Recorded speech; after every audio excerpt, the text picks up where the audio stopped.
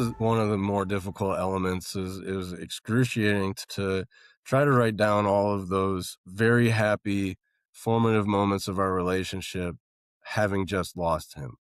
It was so difficult. I mean, even the most joyous moments were just making me cry because I thought, now I don't have this anymore. And I think what that taught me is to just cherish and celebrate daily. But specifically with love, it's like when I had Howard, we both were later in life, and so we kind of knew how special of a relationship we had found. So we did celebrate it.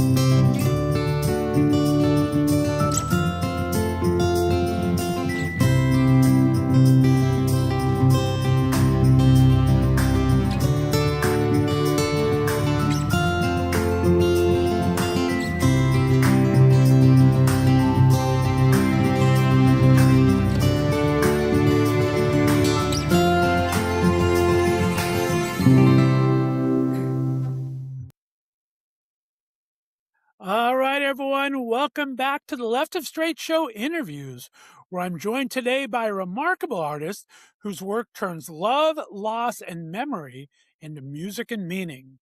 Mike, I didn't ask you how to pronounce your last name. I'll start that over. How do I say it? Maimone. Maimone. I had it Yeah. all but the E on the end, so I was close. Yeah. Okay. Italian. All right. There we go.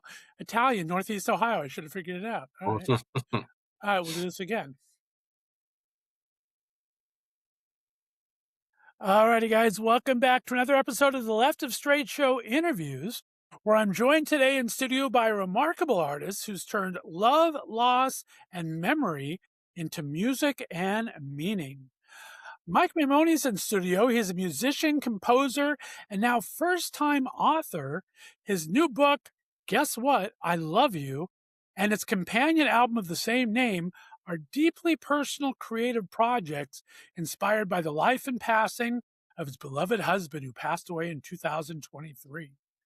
Rather than letting grief silence him, though, Mike is transforming it into storytelling, crafting songs, reflections, and written moments that honor love in its most enduring form.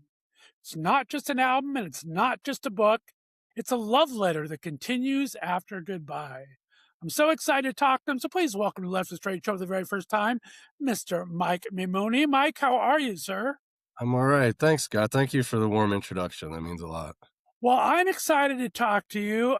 Thank you so much for an advance copy of the book. Absolutely touching, such a short but pivotal romance, obviously, and just amazing words. So, I mean, music is your jam, right? You've been music forever, but as far as words go, hell of a job, my friend. Good job. I appreciate you reading it as well. Yeah, music is definitely my wheelhouse. It's where I feel comfortable, but I felt like I've always enjoyed writing. My grade school principal actually said that after some assignment, she said, "Keep writing and you'll be published someday." So it took a long time, but I got there. There you go. I love that. Well, let's talk about the Northeast Ohio of it all. We talked offline a little bit, and you're from just down the road where I've been banished for 25 years, up in the Lake Erie area. Tell me about that. What was it like growing it up there, and what kind of a kid were you? Well, first of all, are you watching Traitors? Because when you say banished, I feel like that's the first thing that comes to mind. I have to watch Traitors. It's like a law. And yes, I do feel like I've been banished to Northeast Ohio for Yeah. 25 years. I I love cannot it show though. my I am face in so LA again. Yeah. Well, I'm very proud to be from Northeast Ohio. I love the people that I met there, and the region is in my soul. There's a Midwestern thing, and there's a specifically like an Ohio thing that I'm very proud of to have with me wherever I go. But yeah, I grew up in Ashtabula. Yeah, it was right on the lake. It was very cold there in the wintertime.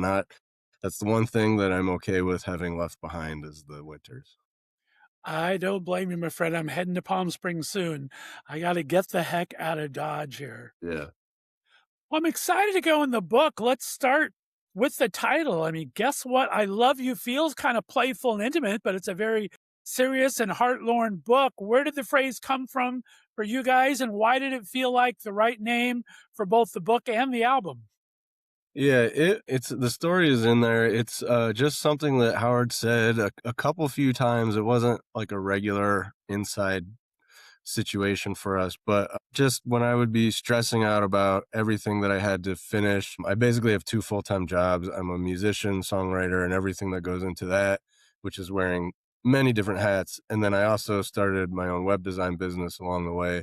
So, balancing those 2 things, I don't sleep very much, and I get really overwhelmed, and Howard and I were long distance at first, so there was just a lot of life being crammed in to our trips together, and then I would have to make up for it with catching up on work. So there was just one time in particular where I was just so stressed out, and I told Howard like I couldn't do whatever we were supposed to be doing that day, and he just said, "Guess what?"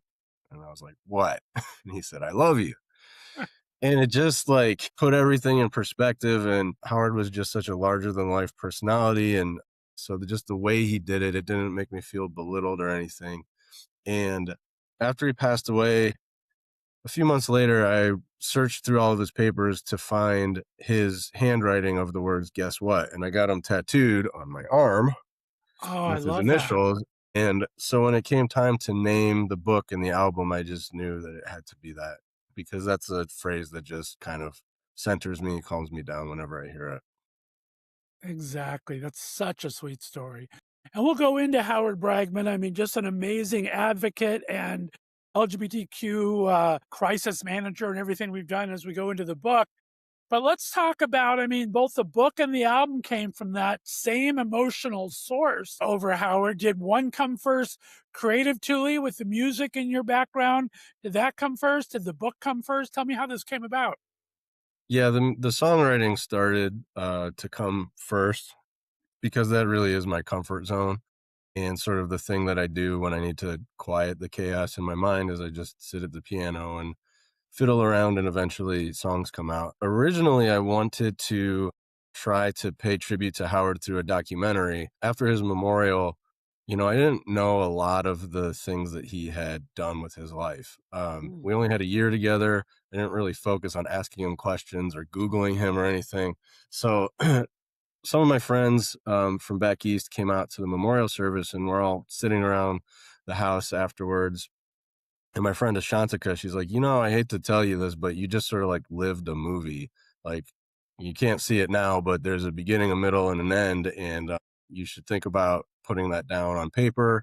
And at the very least, like, Howard deserves a documentary. So I wrote a treatment. I started shopping it around to people that Howard knew, and unanimously, everyone said this is great. But one person in particular, Ron Sylvester, who did Commitment to Life, which is a great documentary, um, he said, this is like a 10-year project, getting it funded, writing it, producing it. He said, you really need to like write your experience down while the memories are still clear. And so that was May, I believe, after Howard passed. So he passed in February. So 3 months later, it was excruciating, but I knew like I had to just start jotting down all the memories I could. So that was really the foundation of the book. And how do you balance that? You just lived through such a personal ordeal. Like you said, you're still a year into it, very much honeymoon stage, literally honeymoon for the wedding and Right. everything. How did you balance that from the personal side to talk about making it public for other people to enjoy and share with them?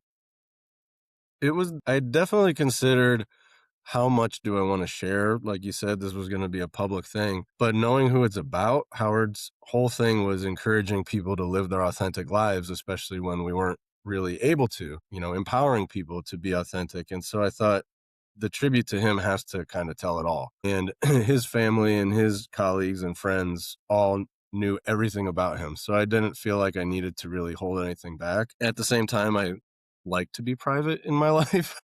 So it was a balance there. But whenever I hit a sticking point and thought like emotionally this is just too overwhelming or I can't do it, I just thought about everything Howard had accomplished in his life, all the people that he had empowered to live authentically. And I thought, I need to tell this story the best that I can. So it's going to have to take a lot of tears and a lot of living through these really difficult times to write it down. So I just kept going. I love that. I can imagine how difficult it is to articulate that. I mean, like I said, you're trying to preserve history, but you're also living memories of different things, and things are maybe triggering things that you didn't know about what you felt inside until you actually read about what he actually did. How do you figure eventually which of those memories or which of those things you've written down to take to a song or to the book? Yeah, I think the ones that just struck me the most, the ones that kind of brought up the most intense emotional response, I realized those had to go in. And for the book, um, I started with 90,000 words and my goal was 75,000. So I just put everything I could in there. And, I was writing as I was traveling around. I did some gigs in that time, and I was on planes writing into the Gmail app, just crying, just full body sobbing. And I'm sure the people next to me on either side were like, what is this guy doing? But it's just anytime a story occurred to me, I emailed it to myself. And then I had all of these bits and pieces. And as the book came together, realized, well, these stories are relevant and these stories are interesting, but these other ones are just really special to me. So then through that process, I kept them all in a file. So at least I still have those memories for myself, Nice. Yeah. because memories fade. So I think the book was partially just for me to document that year that I had, that magical year, just so I wouldn't forget it eventually. Right. And then was there one of those memories, anything in particular, or a story that became kind of an emotional anchor for you that you just built the entire project around? Uh, I wouldn't say there's one, but I think the theme that goes throughout the book that I really hadn't anticipated is the year of yes. And that was, again, my friend Ashantika. I had just broken up with a previous fiance about a year before I met Howard. And she's the one that sat me down and was like, you need to just live your life, because I had been so tethered to my career in music that just everything had to center around that.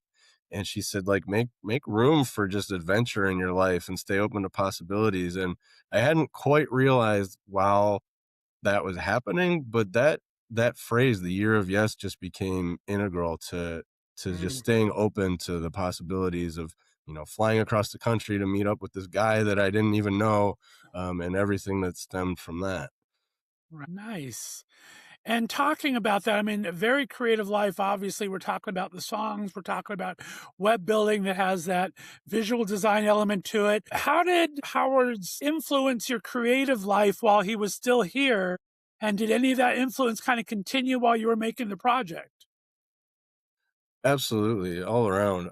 So one thing Howard really did for me was I had moved to Nashville from Chicago, sort of worked my way around the country over the last 20 years, but I wound up in Nashville and I developed this heart condition called pericarditis. The pandemic happened. All of these things were sort of pushing me away from performing. And I thought, well, I'll just write songs for other people and play keyboards in the studio. When Howard and I met and he started going through my music and my videos, and he's like, you have to do this. Like, you're born to do this. And so he really reinvigorated me and gave me that confidence to, well, maybe I can be a front man. Maybe I should be out there, Nice. singing my own songs and performing. So he gave me a boost of confidence when I needed it. I think he also helped me realize that I should sing more and scream less, because I had a pretty heavy rock band called Mutts. We used to play in your neck of the woods all the time in Youngstown. I loved it. I loved being in an aggressive band, but I think that our songs that resonated the most with people tended to be our chill songs. And Howard helped me realize, like, there's a part of my voice that I wasn't exercising that is just the sort of lower end, the more mellow register. And he kind of guided me into using that more and exploring that more. And it's the most successful songs on the album so far are those songs as well. So I think he had a Wow. point. I love that. Now, let's talk about this musically. How would you describe the kind of sonic world of the album? I mean, we're going to play one of the songs at the end here, but did the sound kind of just naturally emerge from the emotional content, or did you go about kind of specifically wanting to have these different sounds in there? There definitely wasn't like a specific intention. It was song by song and situation by situation. So Um, Something like "On My Way," like, kind of the most peppy song, actually wasn't ever gonna be on the album. It was just like a voice memo that I had recorded and sent to Howard, just kinda like a cute little thing, and he said, "Oh, this is catchy, you should do that," and I was like, "Ah, it's too cute. I don't really wanna do it," and, I decided to put it on there as just a like an interlude track, and some things just kept nudging me into developing it, and it became so far the most popular song on the records. Like every song was its own thing, and then the question was how to weave that into the track order. Gotcha. Okay. And I mean, writing a book requires such a different kind of vulnerability than it does writing a song, I would imagine.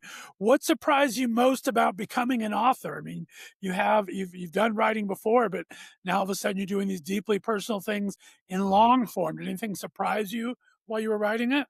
It's so much harder than I anticipated. Like like exponentially more difficult than making an album. And I think that's it's so much easier to zoom into parts of a song and then zoom back out, and you have the entire context within 3 4 minutes. And then even on an album, you can get an idea of the flow. It's 40 minutes, 45 minutes long. Right. Um, the book was just it's so much more difficult to keep to keep your voice consistent, to keep stylistically consistent. I like a lot of different styles of music. And so then coming over to writing, it's like some of these stories are very sexy. Some of these stories are very quirky and fun and light, but then obviously there's the very heavy moments following his diagnosis in the hospital. So it's like how do I keep that consistent with to not just be jerking the audience back and forth.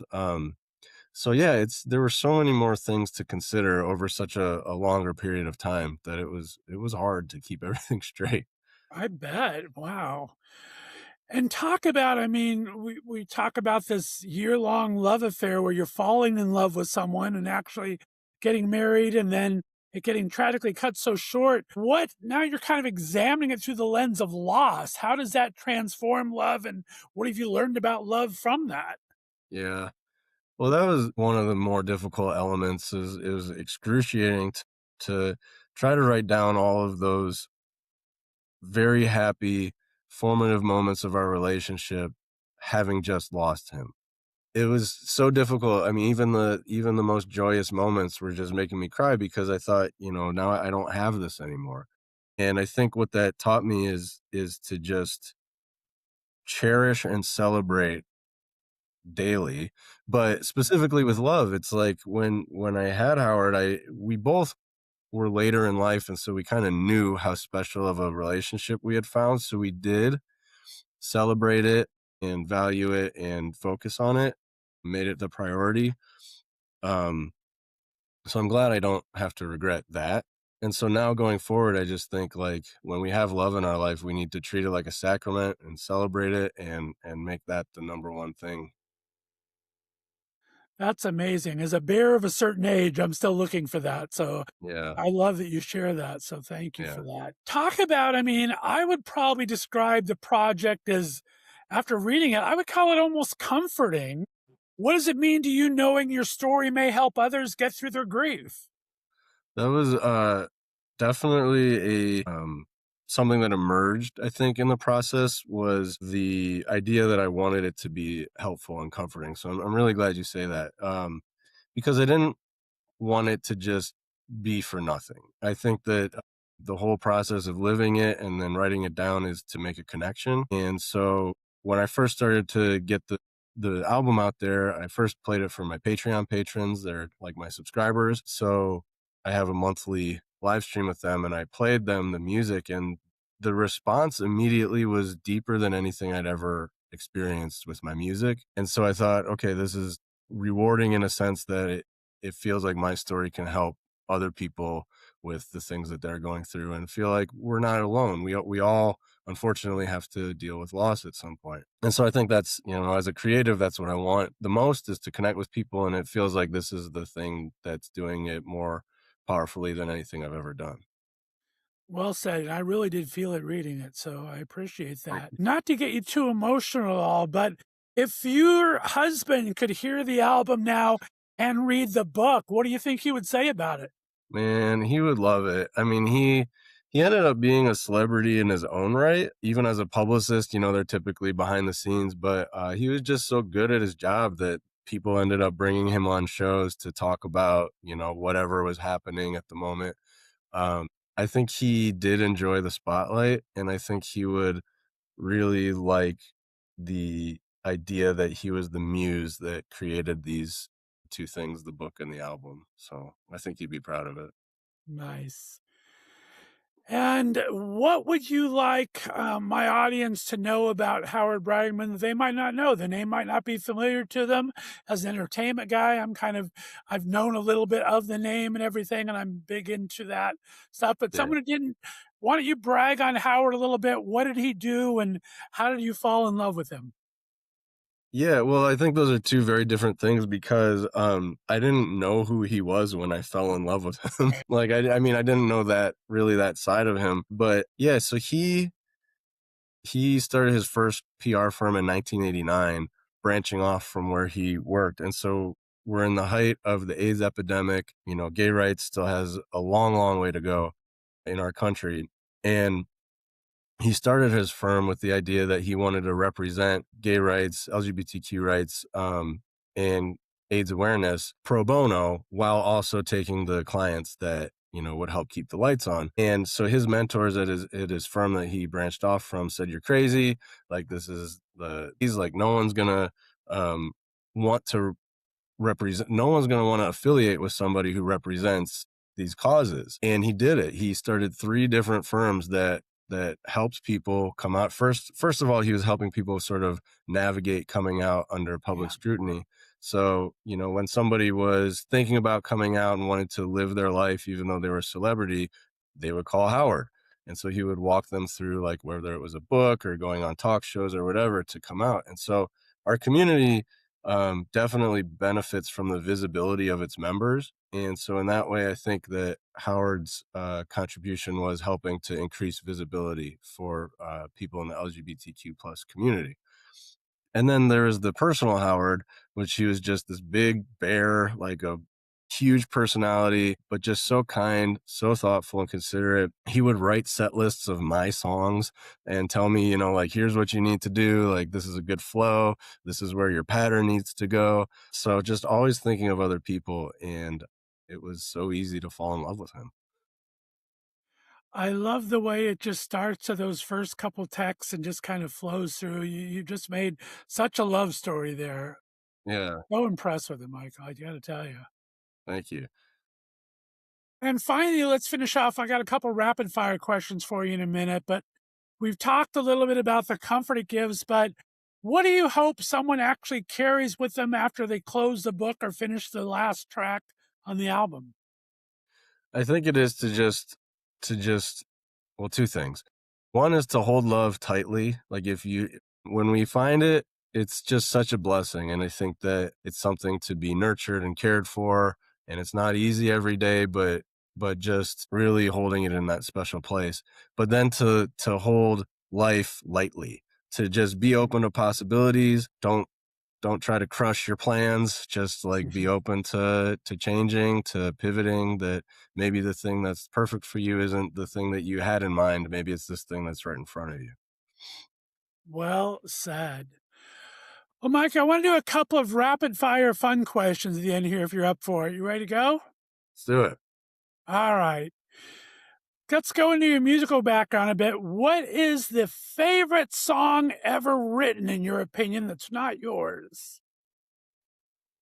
That And it could is be from a writing standpoint and from a sound standpoint if you want, Oh because my you know god, that both is so sides of hard. it. Um, let's just go with, now I can't think of any songs. A song that I go back to all the time is just "The Hardest Saturday Night" by Tom Waits. It's a good one. Mm, nice. I like that. All right. And you've talked about Howard. What is three words that Howard would use to describe you? Wow. Loving, creative, and sexy. I love that. All right. And now, while you're creating, is it coffee? Is it tea or is it cocktails? What do you prefer when you get the Man, alright. inspiration hitting? I love coffee, but because of the pericarditis and all the drugs I was taking, I can't drink coffee anymore. Right. Um, so I'm switched over to just herbal tea because I like to have a hot beverage. So we have the tea hanging out. And because of that heart condition, I can't drink anymore. And that actually might be a good thing because as an independent musician on tour for most of my 20s and 30s, I needed a break from alcohol. So right now it's I just can tea hear all the that. time. Yeah. I will ship you over my favorite box of celestial seasonings. I like that Oh, right answer. on. Yeah. Good job. All right. And question number 4, what's a song that always makes you cry? What kind of pulls on the heartstrings? Probably I Think It's Gonna Rain Today by Randy Newman. Ooh, There's a couple of real like tearjerker ballads that Randy Newman has, but that one is at the top of the list. I love a Randy Newman song. Yeah. All right. And question number 5, Mike. If this project becomes a stage show or a film, who gets to play you? I am so bad with actor names. Yeah, I don't know. Who do you think would play me? Because that's just I'm so bad with actor names. I like Guillermo del Toro. I think would do an Okay, excellent job with you. amazing, amazing. That would be probably my number one choice. I have a couple other, but I think Guillermo del Toro Okay, would absolutely nail it. I think it would be so surreal to watch somebody be me. Very true, right? Well, Mike Maimone, it's been an absolute pleasure getting to know you. I hope we can get in touch when I get back out to California, have Absolutely. a tea or a coffee sometime. Let everyone know when the book comes out, where all they can find it, and where they can find your music, my friend. Yeah, the book and the album are out on February 10th. I think Amazon already has them up there for some reason. But yeah, so you can get the book and the album. I'll have all the links on my website. It's just mikemaimone.com. And that's probably the best place to go to find all the links to find my music too. There you go. And your social, you're active on Instagram, it looks like. Can they find you on Instagram? That's Mike Maimone Music. And I thought maybe at some point I'm going to need to take the music off of there because it's going to be more than that, but I'm just going to stick with it. It is what it is. Once you build that reputation, it's hard to Yeah. change all those Yeah. things. It's true. Well, Mike Maimone, I have been such a pleasure getting to know you. If you ever come back and see the old hometown, stop here, or hopefully I will be in your neck of the woods very soon. I Yeah. Come appreciate visit it. the warmth. I'm going to be back in the Midwest probably in the spring or summer. So I'll see you I will then. probably come back too after Palm Springs heat gets about 110. So yeah, There you go. I Yeah. think I'm going to keep my house here. That's All the way to right. do it. Well, Mike, stay on the line for me, guys. Be sure to check out fantastic book, fantastic album. We'll see you next time right here on Left of Str8 Show Interviews. Have a great day, everyone. Bye-bye. Thanks for listening to The Left of Str8 Show. Be sure to subscribe on your favorite podcast distributor, and please give us a 5-star rating so more listeners can find us. You can follow us on social media, and be sure to check out our website for contests and other news and information. See you next week.